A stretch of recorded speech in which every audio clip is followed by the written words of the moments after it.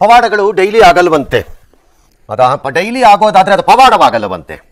ಹಾಗಾಗಿ ಈಗ ಮೊದಲನೆಯದು ಪವಾಡ ಸದೃಶ ರೂಪದಲ್ಲೇ ದೈವ ಬೆಂಬಲದೊಂದಿಗೆ ಆಗಿದೆ ಅನ್ನೋದನ್ನ ನಾನು ಒಪ್ಕೋತೀನಿ ಬೇಕಾ ನಿಮ್ಮ ಜೊತೆ. ಆದರೆ ಈ ನಿರೀಕ್ಷೆ ಎಂಬುದು ಒಂದು ಹುಚ್ಚು ಕುದುರೆ, ಅದನ್ನು ಹಿಡಿದಿಡೋದು ಬಹಳ ಕಷ್ಟ. ಹಾಗಾಗಿ ಈ ಪ್ರಶಸ್ತಿ ಮತ್ತು ಕಾಂತಾರ 1, ಕಾಂತಾರ 2 ಮೇಲೆ ಎಂತಹ ಒತ್ತಡ ಹಾಕ್ತಿರ್ಬೋದಲ್ವಾ? ಆ ಒತ್ತಡದಲ್ಲಿ ನಾವು ಯಾವತ್ತೂ ಕೆಲಸ ಮಾಡಬಾರ್ದು. ಸೊ ಆ ಒತ್ತಡದಲ್ಲಿ ನಾವು ಯಾವತ್ತೂ ಕೆಲಸ ಮಾಡಬಾರ್ದು ಅಂತ ಅನ್ಕೊಳ್ತೀನಿ. ಆ ಒತ್ತಡದಲ್ಲಿ ಕೆಲಸ ಮಾಡೋದಕ್ಕೆ ಆಗೋದು ಇಲ್ಲ ಸರ್. ನಾವು ಜನ ಕೊಟ್ಟಿರುವಂತಹ ಒಂದು ಪ್ರೀತಿ, ವಿಶ್ವಾಸ ಮತ್ತೆ ಎಲ್ಲ ನಮ್ಮ ಬೆಂಬಲ ಏನಿತ್ತು ಅದೇ ದೊಡ್ಡ ಎನರ್ಜಿಯನ್ನು ಕೊಟ್ಟಿತ್ತು ನಮಗೆ. ನಾವು ಇನ್ನೊಂದು ಭಾಗ ಮಾಡ್ತೀವಿ ಅಂತಂದಾಗ, ಅದರ ಹಿಂದಿನ ಭಾಗ ಮಾಡ್ತೀವಿ ಅಂತಂದಾಗ ಹೇಗೆ ಮಾಡ್ತೀವಿ ಅನ್ನೋದು ಕ್ಲಾರಿಟಿ ಇತ್ತು. ಅಂಡ್ ಅದ್ರ ಪ್ರಕಾರವಾಗಿ ಕೆಲಸ ಮಾಡ್ತಾ ಹೋಗ್ತಾ ಇದೀವಿ.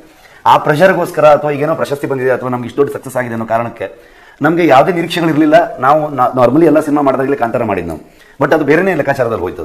ಇವತ್ತು ಕೂಡ ನಾವು ಆ ಅಪ್ರೋಚಲ್ಲಿ ಹೋದ್ರೆ ಮಾತ್ರ ಏನು ಹೇಳಕ್ ಕೊಟ್ಟಿದ್ದೀವಿ ಅದನ್ನು ಸರಿಯಾಗಿ ಮಾಡ್ಬೋದು ಅಂತ ಅನ್ಸುತ್ತೆ ಸರ್ ನನಗೆ. ಏನೊಂದು 30% ಶೂಟಿಂಗ್ ಆಗಿದೆ ಅಂತ ಕೇಳ್ಪಟ್ಟೆ, ಅರೌಂಡ್ 30-40% ವಾಟ್ ಎವರ್. ಇವಾಗ ಒಂದು ಬ್ರೇಕಲ್ಲಿ ಇದ್ದೀರಿ ಅಂತಾನು ಕೇಳ್ಪಟ್ಟೆ ನಾನು. ಯಾವಾಗ ಜನ ನಿಮಗಿಷ್ಟ ಇದೆಯೋ ಇಲ್ವೋ, ಒತ್ತಡ ಇದೆಯೋ ಇಲ್ವೋ, ಜನಕ್ಕೆ ಆ ನಿರೀಕ್ಷೆ ಮತ್ತು ಒತ್ತಡ ಅದಿದ್ದೇ ಇರುತ್ತೆ. ಅದನ್ನ ಇಲ್ಲ ಅನ್ಲಿಕ್ಕೆ ಆಗಲ್ಲ. ನಾವು ಸುಲಭವಾಗಿ ಹೇಳ್ತೀವಿ ಒತ್ತಡದಲ್ಲಿ ಮಾಡಲ್ಲ ಸರ್ ಅಂತ. ಈಗ ನನಗೆ ಯಾರು ಇನ್ನೊಂದ್ಸರಿ ಪಬ್ಲಿಕ್ ಟಿವಿ ಕಟ್ಟು ಅಂದ್ರೆ ನನ್ನ ಕೈಲಿ ಕಟ್ಲಿಕ್ಕೆ ಸಾಧ್ಯ ಇಲ್ಲ. ಅದು ನನ್ನ ಕೈಲಿ ಆಗಲ್ಲ. ಅದು ಹಾಗೆ ಸರ್, ಅದು ಹಂಗೆ ನಡೆಯೋದು. ಮೊನ್ನೆ ಈ ನಮ್ಮ ಚಿತ್ರ ನಿರ್ಮಾಪಕರ ಸಂಘದಲ್ಲಿ ಒಂದು ಪೂಜೆ ಮಾಡಿದ್ರು. ಅಲ್ಲಿ ನಾಗದೈವನೂ ಬಂದಿತ್ತು. ಅಲ್ಲೇನೋ ಅವ್ರುಗಳು ಒಂದಷ್ಟು ಕಾರ್ಯಕ್ರಮಗಳನ್ನೆಲ್ಲ ಮಾಡಿದ್ರು. ದೇವರ ಇದನ್ನ ಕೇಳ್ಕೊಳಕ್ಕೆ, ಚಿತ್ರರಂಗಕ್ಕೆ ಒಳ್ಳೇದಾಗ್ಲಿಪ್ಪ, ಜನ ಬರ್ಲಪ್ಪ ಥಿಯೇಟರ್ಗೆ ಭಗವಂತ ಅಂತ. ನಾನು ಅದಕ್ಕೀಗ ಅಂದೆ, ಕಾಕತಾಳೀಯವೋ ಏನೋ ಗೊತ್ತಿಲ್ಲ, ಅದೂ ದೇವರನ್ನೇ ಪ್ರಾರ್ಥನೆ, ಇದೂ ದೈವದ ಬೆಂಬಲವೇ ಇದ್ದಂಗಿದೆ ಅಂತ. ಯಾಕ ಆ ಪರಿಸ್ಥಿತಿ ಇದೆ ಅಂತ ನಿಮಗೂ ಅನ್ನಿಸೋದಾದರೆ, ಕನ್ನಡ ಚಿತ್ರರಂಗಕ್ಕೆ ಯಾಕೋ ಜನ ನಮ್ಮ ಥಿಯೇಟರ್ ಕಡೆಗೆ ಕಡಿಮೆ ಮಾಡ್ತಿದ್ದಾರೆ ಅಂತ, you have any words of thought? ಅಂದ್ರೆ ಸರ್, ಖಂಡಿತವಾಗ್ಲೂ ನಾವು ದೇವರನ್ನ ನಂಬುವಂತ ಜನರು. ನಮ್ಮ ನಂಬಿಕೆ ಯಾವುದೇ ಕೆಲಸ ಮಾಡಬೇಕಾದ್ರೂ, ನಾವು ಸಿನಿಮಾ ಮಾಡಬೇಕಾದ್ರೆ ಪ್ರತಿದಿನ ನಾವು ಪೂಜೆ ಮಾಡಿ ಸ್ಟಾರ್ಟ್ ಮಾಡ್ತೀವಿ. ಸಿನಿಮಾ ರಿಲೀಸ್ ಮಾಡಬೇಕಾದ್ರೆ ನಾವು ಪ್ರೊಜೆಕ್ಟರ್ನ ಪೂಜೆ ಮಾಡಿ ನಾವು ಸಿನಿಮಾ ರಿಲೀಸ್ ಮಾಡ್ತೀವಿ. ಮುಹೂರ್ತ ಇರುತ್ತೆ, ನಮ್ಮ ಸಿನಿಮಾ ಮುಗಿಬೇಕಾದ್ರೆ ಕುಂಬಳಕಾಯಿ ಹೊಡಿತೀವಿ. ಇವೆಲ್ಲವನ್ನ ನಾವು ಪಾಲಿಸ್ಕೊಂಡೇ ಬರ್ತಿರೋದು. ಸಿನಿಮಾ ಶುರುವಾದಾಗ ಎಲ್ಲಿ ಕ್ಯಾಮರಾ ಕಂಡಿಡಿದ್ರು, ಎಲ್ಲಿ ಶುರು ಮಾಡಿದ್ರು, ಅಲ್ಲಿ ಪ್ರೊಸೆಸ್ ಇತ್ತ ಇಲ್ಲ ಗೊತ್ತಿಲ್ಲ ನನಗೆ. ಆದರೆ ನಾವು ಯಾವುದೇ ಕೆಲಸ ಮಾಡಿದ್ರು ಒಂದು ದೇವರಿಗೆ ಮೊರೆ ಹೋಗಿ ನಾವು ಒಂದು ಪೂಜೆ ಪುನಸ್ಕಾರಗಳನ್ನ ನಡ್ಕೊಂಡು ಬರುವಂಥದ್ದು ನಮ್ಮ ಸಂಪ್ರದಾಯ. ಆ ಪ್ರಕಾರವಾಗಿ ಎಲ್ರಿಗೂ ಒಂದು ಒಳ್ಳೇದಾಗಲಿ ಅಂತ ಬಯಸ್ಕೊಂಡು ಮಾಡ್ತಾರೆ.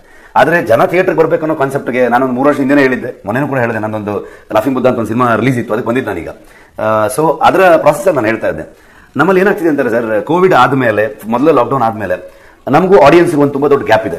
ನಾವು 2 ವರ್ಷ 3 ವರ್ಷ ಹಿಂದೆ ಬರೆದಿರೋ ಕಥೆನ ತೊಗೊಂಬಂದು 3 ವರ್ಷ ಬಿಟ್ಕೊಂಡು ರಿಲೀಸ್ ಮಾಡ್ತೀವಿ. ಜನ ಇವತ್ತು OTT ಪ್ಲಾಟ್ಫಾರ್ಮಲ್ಲಿ ಬೇರೆ ಬೇರೆ ಭಾಷೆಯ ಸಿನಿಮಾಗಳನ್ನ ಅಥವಾ ಥಿಯೇಟರಲ್ಲೇ ಎಲ್ರಿಗೂ ಆಕ್ಸೆಸಿಬಿಲಿಟಿ ಇದೆ. ಎಲ್ಲ ಭಾಷೆಯ ಸಿನಿಮಾಗಳನ್ನ, ವರ್ಲ್ಡ್ ಸಿನಿಮಾವರೆಗೂ ಕೂಡ ಜನರು ನೋಡ್ತಾರೆ. ಅವ್ರಿಗೆ ಏನು ಬೇಕು ಅನ್ನೋದು ಕೂಡ ಕ್ಲಾರಿಟಿ ಇದೆ. ಹಾಗಾಗಿ ಅವರು ತುಂಬಾ ಅಪ್ಡೇಟೆಡ್ ಆಗಿರ್ತಾರೆ. ಅವ್ರು ಇವತ್ತು ರಿಲೀಸ್ ಆಗಿರೋ ಸಿನಿಮಾ ನೋಡಿರ್ತಾರೆ. ನಾವು 3 ವರ್ಷ ಹಿಂದೆ ಬರೆದಿರೋ ಕಥೆ ತೊಗೊಂಬಂದು ಅವ್ರಿಗೆ ಹೇಳಿಕೊಟ್ಟಿರ್ತೀವಿ. ಸೊ ನಾವು ಅವರಿಗೆಲ್ಲ ಒಂದು ಥಿಯೇಟ್ರಿಕಲ್ ಎಕ್ಸ್ಪೀರಿಯನ್ಸ್ ಆಗ್ಬೋದು, ಒಂದು ಕಥೆಯನ್ನು ಎಂಗೇಜಿಂಗ್ ಆಗಿ ಹೇಳೋದಾಗ್ಬೋದು.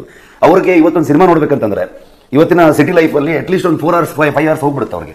1 hour ಬರಬೇಕು, ಹೋಗಬೇಕು, ಅದಲ್ಲ ಅದ್ರ ಮಧ್ಯದಲ್ಲಿ 2.5 ಗಂಟೆ ಸಿನಿಮಾ. ಸೊ ಒಂದು ಫ್ಯಾಮಿಲಿ ಇವತ್ತು ಬಂದು ಸಿನಿಮಾ ನೋಡ್ತಾರೆ ಅಂದ್ರೆ 2,000-3,000 ರೂಪಾಯಿ ಬೇಕು. ಅಷ್ಟು ಸಮಯ ಮತ್ತು ಹಣ ಹಾಕ್ತಾರೆ ಅಂತಂದಾಗ ಅವ್ರಿಗೆ ಮೆಮೊರಿ ಆಗ್ಬೇಕು. ಅದು ಬಂದು ಯಾಕಪ್ಪ ನೋಡಿದೆ ಅನ್ನೋ ಥರ ಫೀಲ್ ಆಗ್ಬಿಟ್ರೆ ಅವ್ರು ಯಾಕೆ ನೋಡ್ತಾರೆ ಸರ್? ಅವ್ರು ಬಂದಾಗ ಅವ್ರು ಖುಷಿ ಪಡಬೇಕು, ಖುಷಿ ಪಟ್ಟು ಅದ್ರ ಬಗ್ಗೆ ಮಾತಾಡ್ಕೊಂಡು ಹೋಗ್ಬೇಕು. ಅವಾಗ ಅಷ್ಟೇ ಅದೊಂದು ಎಂಗೇಜಿಂಗ್ ಆಗಿರುತ್ತೆ ಥಿಯೇಟ್ರಲ್ಲಿ ಅನ್ನೋದು ಅನಿಸುತ್ತೆ ನನಗೆ. ಅಲ್ಲೆಲ್ಲೂ ನಾವು ತಪ್ಪಿದ್ದೀವಿ. ನಾವು ಹೆಚ್ಚೆಚ್ಚು ಬರಹಗಾರರನ್ನ ಸಪೋರ್ಟ್ ಮಾಡಬೇಕು. ಹೊಸ ನಿರ್ದೇಶಕರು ಬಂದವರು ಥಿಯೇಟರ್ ಎಕ್ಸ್ಪೀರಿಯನ್ಸ್ ಕೊಡೋದು. ಆ ಥಿಯೇಟರ್ ಎಕ್ಸ್ಪೀರಿಯನ್ಸ್ ಕೊಡೋದ ತಕ್ಷಣ ಎಲ್ಲವೂ ಬಾಹುಬಲಿ ಅಥವಾ KGF ಥರ ತುಂಬ ದೊಡ್ಡ ಸ್ಕೇಲ್ ಆಗಬೇಕಂತಲ್ಲ. ಸೊ ಅದು ನಿಮ್ಮನ್ನ ಕೂರಿಸಬೇಕು. ಒಳ್ಳೆ ಕತೆ ಹೇಳಿ ಆ ಗಟ್ಟಿತನ ಅದರಲ್ಲಿ ಇರಬೇಕು ಅಂತ ಅನ್ಸುತ್ತೆ ನನಗೆ. ಅದರ ನಿಟ್ಟಲ್ಲಿ ನಾವು ಇಡೀ ತಂಡವಾಗಿ ಕೆಲಸ ಮಾಡಬೇಕು.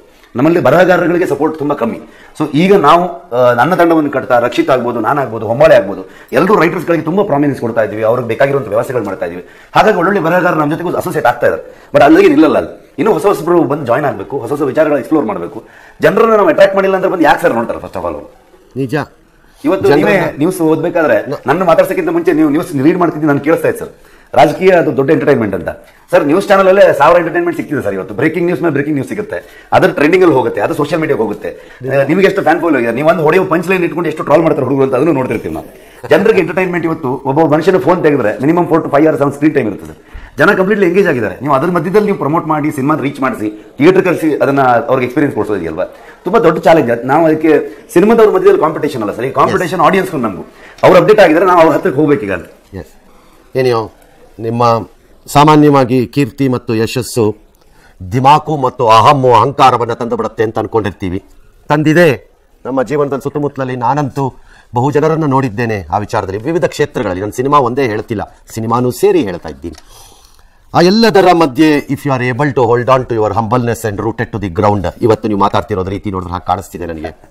ಆ ದೇವ್ರು ನಿಮ್ಮನ್ನು ಕೈ ಬಿಡ್ಲಿಕ್ಕಿಲ್ಲ ಅನ್ಸತ್ತೆ. ಭಗವಂತ ನಿಮ್ಗೆ ಒಳ್ಳೇದು ಮಾಡಲಿ.